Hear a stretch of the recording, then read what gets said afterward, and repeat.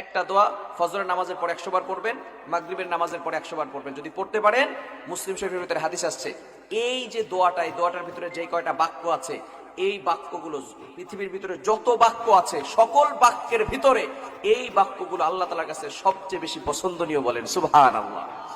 এই বাক্য যদি আপনি ফজরের নামাজের পরে 100 বার, মাগরিবের নামাজের পরে 100 বার পড়তে পারেন, তাহলে 4টি বড় বড় পুরস্কার। নাম্বার 1, 1 নাম্বার পুরস্কার হলো, তিরমিজির ভিতরে ব্যাখ্যা এসেছে, আল্লাহ রাসূল সাল্লাল্লাহু আলাইহি ওয়াসাল্লাম বলে দিয়েছেন, 100 বার হজ করলে যে সওয়াব হয়, আল্লাহ পাক রব্বুল আলামিন সেই সওয়াব তার আমলনামায় দিয়ে দিবেন।